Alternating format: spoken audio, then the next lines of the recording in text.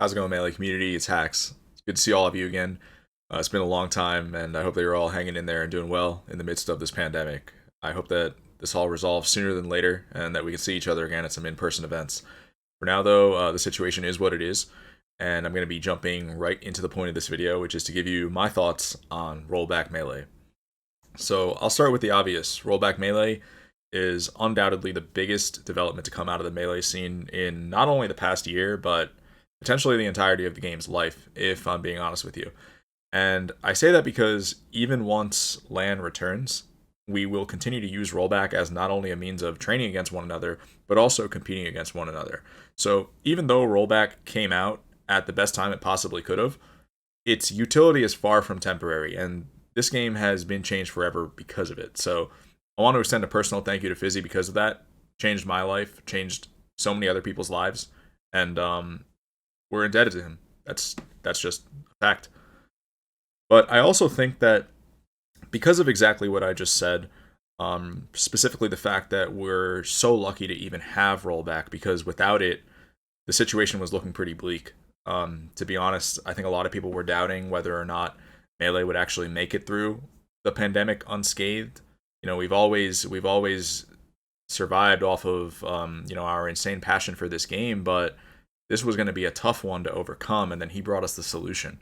So I think because we should all just be thankful for rollback, there's this mentality that is actually inhibiting us from making progress. And that mentality goes along the lines of, we shouldn't criticize rollback in any way, shape, or form, because that would seem selfish. It would seem like we should just be thankful for what we have.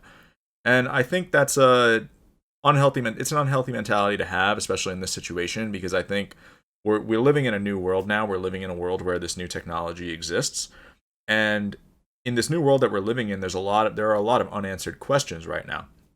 For example, there's still that looming question of whether or not we consider these rollback tournaments legit or not. You'll hear pro players debate this every single day. We also don't know if we're going to establish any kind of official ranking system anytime soon. 2021 is right around the corner, and we just went a year for the first time in a very long time without having any kind of official ranking system.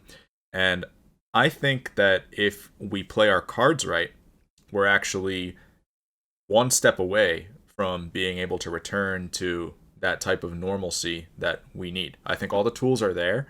I think it's just a matter of making the correct decisions. So what I mean by that is I actually don't have any criticisms for the rollback client itself. I use rollback every single day. It's a game changer. I used to be an avid netplay hater. I didn't use netplay at all prior to rollback. I was a CRT purist because I didn't feel that netplay gave the same experience. Now I actually feel that rollback is capable of providing the same experience. So the tools are there. It's just a matter of making the right decisions. And what I mean by that is my criticisms are aimed at the community's organizational decisions. I think they're the only thing inhibiting us right now. So before I continue any further, I actually want to include a disclaimer. That disclaimer is basically that this video is only intended to give you my advice. This video is not me saying that we need to do things the way that I'm gonna recommend that we do them. I just think that this is a point of view that I know I'm not the only one who thinks along the lines of what I'll be telling you in this video, and I think it needs to go. I think it needs to go public. I think it'll only do us good if this point of view goes public. So, like I mentioned, I play rollback every single day. But in the past few months, a couple people have actually asked me if I've retired from Melee. And the reason they asked me that is because I have not entered a single event in the entirety of rollback's existence. The first time that I entered an event was actually just this past week with LACS 3. I entered the qualifier, the East Coast qualifier, and then I entered the 64 player bracket. So whenever people ask me if I retired, I would tell them, no, I'm actually playing more Melee than I've ever played in my career, probably. I just don't enter the major tournaments. So why do I not enter the major tournaments? How does that make any sense? It has to do with the fact that As you all know, I've historically been very particular about how the game is played. I think the best example of that was in 2017 when I kind of came out of the blue that summer and I started advising for the community to software mod things like dashback and shield drop. And what motivated me to advise for that was actually the fact that I had just started using a new controller called the Box, which wasn't subject to those inconsistencies that the controller that I had used for like over 10 years prior to that was subject to. And I realized, hold on, the way that things are being done right now seems pretty illogical. I think instead of trying to find the best GameCube controller in order to perform these techniques consistently, we should really just software mod the game. That didn't seem like a concern to a lot of people at the time. But I think now, in 2020, almost no one would want to go back to vanilla Melee. So that actually did end up being a bigger problem than I think people realized. Another example of me being really peculiar about the way the game is played actually has to do with another issue that I don't think gets nearly enough attention compared to how much I think it should be getting. And it's the fact that some CRTs lag more than others. Some CRTs have more visual latency than others. And an example of where I actually influenced the community behind the scenes to do something about this was at the tournament Summit 9. So at Summit 9, on the very first day, they were having us do some side events. And one of those side events was this game that Drug Fox came up with. And the side event was basically a first to five format. You had to win 5 games, and every game was a one stock match on Yoshi's Story. So I played against Amsa. I lost 5-0. But after I went downstairs, I pulled over Fiction. Him and I were hanging out at Summit that day, and I said to him, "Hey Shep, I think that TV up there is bad. I think we've got a laggy CRT up there." So after that side event wrapped up, I went upstairs with Fiction, and him and I used that CRT for like a minute or two. And this time he was paying attention to the visual latency of the CRT, and he said, "Yeah, you're right. This is a laggy TV." So we talked to the Summit staff that night. We told them, "You got to switch this TV out. You got to play the rest of this tournament on a different one." And they did that. They had another TV that had the female ports needed for streaming the event, and so they swapped out the TV that was in the main room where the event was streamed from. I think if not for that happening, that tournament would have been played on the remainder of the tournament would have been played on that laggy TV, and I know it would have affected me. It might have affected other people unknowingly as well. So these little things matter a lot. That's for sure.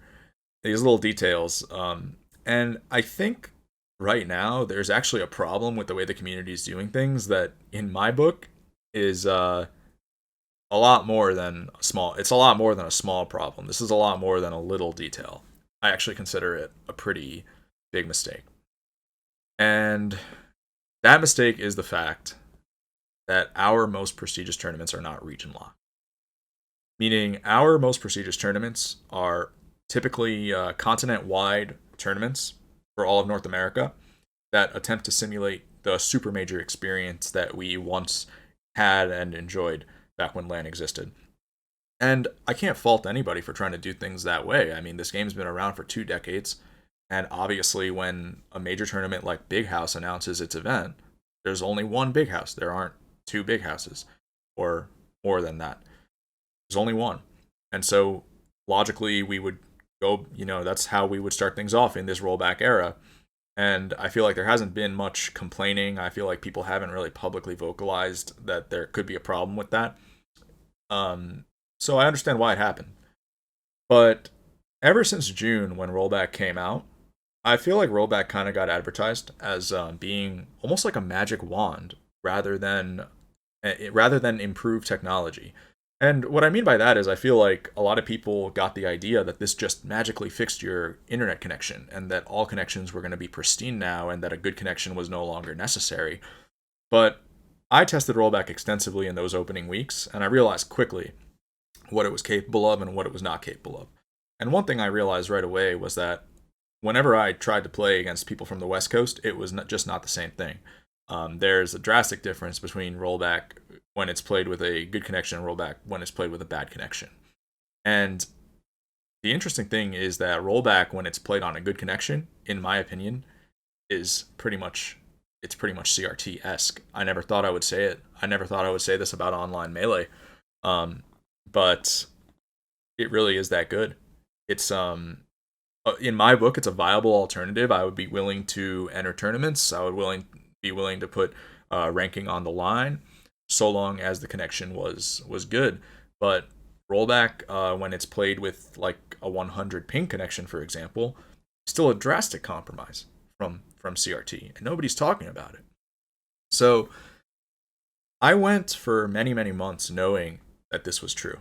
I had known this from practicing every single day, and it's obvious too because in the high level Discord groups for Melee, you'll typically see people from the East Coast avoid playing people from the West Coast. But then you go to these major tournaments, like the ones that we view as our most prestigious ones, and all of a sudden you're expected to play with that kind of a distance between you and your opponent. So I kind of knew what this experience would be like, and that's why I abstained from entering it, because I was just having such a good time practicing with exclusively local connections, exclusively East Coast connections, sorry. So eventually, half a year passed. That brings me to just this past week. And I caved. I entered LACS 3. And I entered this tournament mainly for the sake of getting a learning experience, because 2021 is right around the corner. And I think it's important for the community to start talking about these kinds of things, so that we can potentially set ourselves up for the best 2021 that we can have. Because I think, like I said, all the tools are there. So I wanted to enter LACS 3 to get this learning experience, and that's what I did. And LACS 3 was going to be the perfect opportunity for me to get this experience, because first I would have to play in a region-locked qualifier tournament, and then if I got top 8 at that, I would then play in a continent-wide 64-player bracket. So I was going to get to experience both the region lock and then open bracket, continent-wide bracket, sorry, for the very first time. Most people have been doing this since like July. I just did it for the very first time. So my first impression is still very fresh in my mind, and I'm here to give you my unbiased review of both experiences. So the way that I would sum up my LACS experience is that the highs were higher than I expected, and the lows were unfortunately lower than I expected.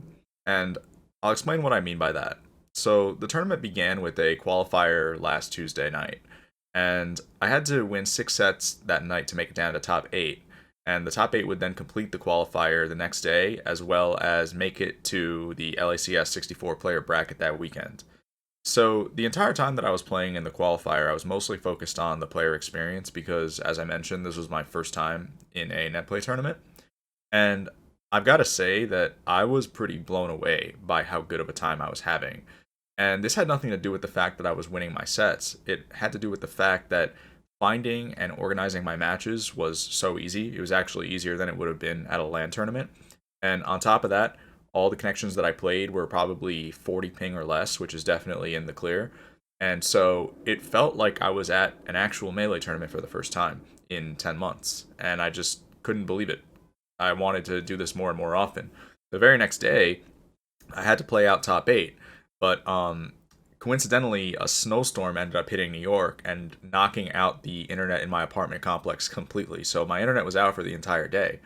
And even though there was no money on the line at this tournament, I was so thrilled by what I had experienced the night before that I actually took a car to my friend Dark Genx's house just so I could play out the rest of the tournament that night. I was already qualified for the 64-player bracket. There was no tangible gain to finishing this tournament, but I still wanted to do it just because it was so awesome. So I ended up winning the tournament, playing out a couple more really intense sets that night. And then Thursday and Friday, I practiced a ton. I practiced like 12 hours each day or something like that because I felt like I was going to a major that week. I felt like I was going to a major that weekend. And then I wake up on Saturday, and I think I had phased it out of my brain that this tournament wasn't going to be the same. Because keep in mind that ever since July or so, I've been very selective about the connections that I play with.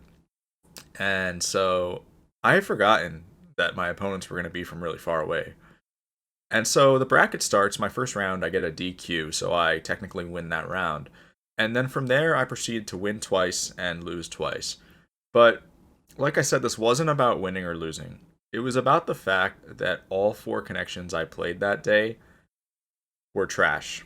Unfortunately, I'm gonna put it bluntly for you guys.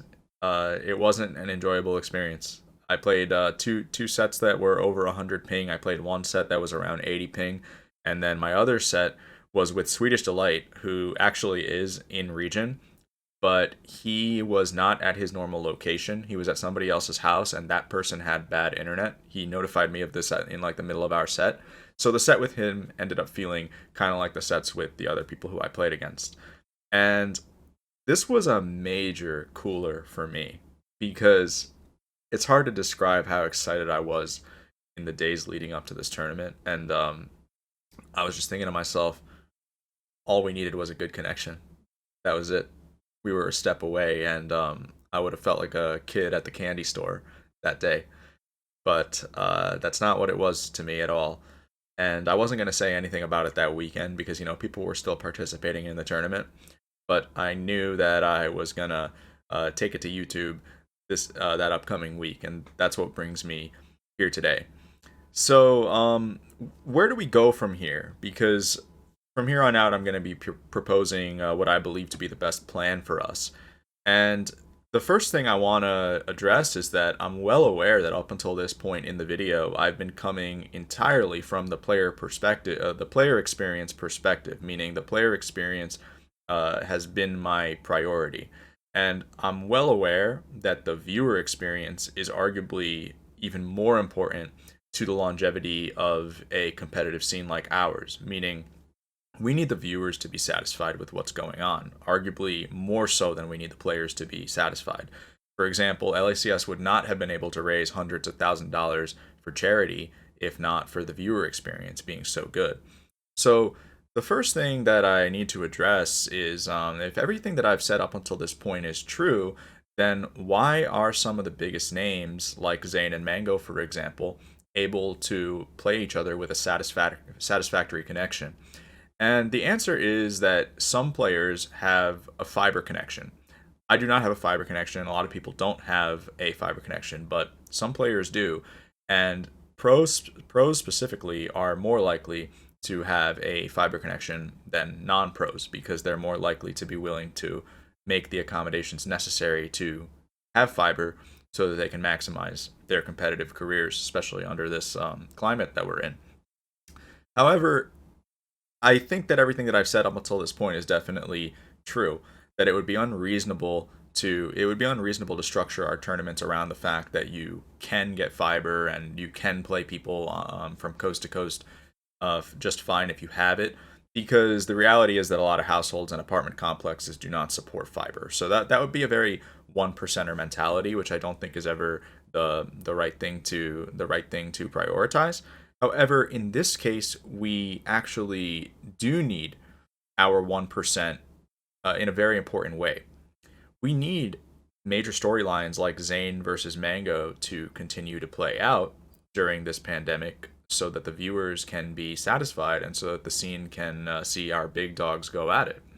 So, what I'm thinking is that 2021 is actually going to be the year where we have to make the hardest decisions because I think 2021 we're going to have to play this balancing act and decide how much we want to prioritize the viewer experience versus the player experience. So from here I'll be laying out a preliminary game plan for how I think things should proceed, and you can feel free to just view all the pointers I'll be making as suggestions. As I've said, the goal of this video is just to kickstart a discussion and see where the community's head is at because I think we're going to have to make some decisions pretty soon. So without further ado, I'll start with the year 2021, which as I've described is going to be the most complicated year because of the fact that the pandemic will persist probably through at least the first half of this year. And so we're going to have to make some adjustments based on that fact. Ultimately, I think the goal for 2021 is to strike the right balance between the viewer perspective and the player perspective because both sides of the coin are very important. So I'll start with the viewer perspective. The priority here is to be able to see the biggest names from each coast compete against each other occasionally at the very least. The way that we would do this is through either super majors or octagon style events.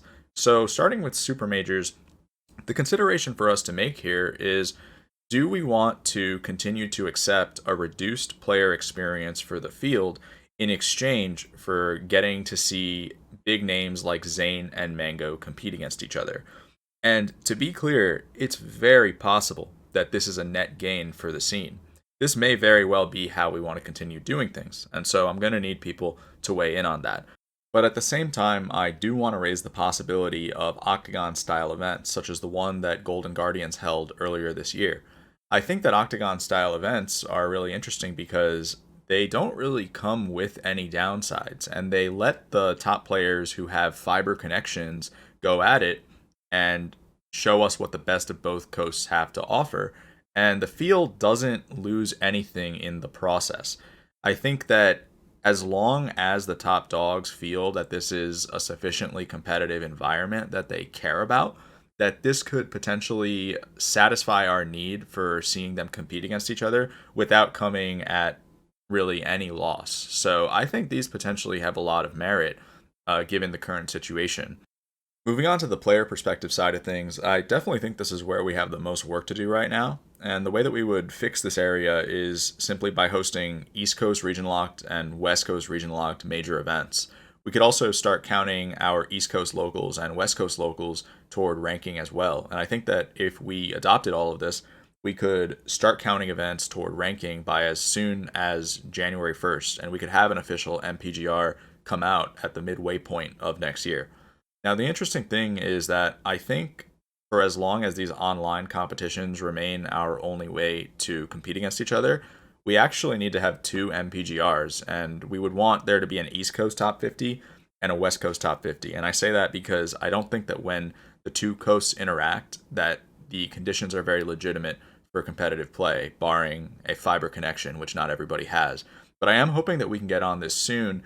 And I say that because I think that this would be the most interesting MPGR of all time, because a lot has already been shaken up in terms of the rankings. There are a lot of players that are secretly top 30 or top 50 that weren't anywhere near there on the last MPGR.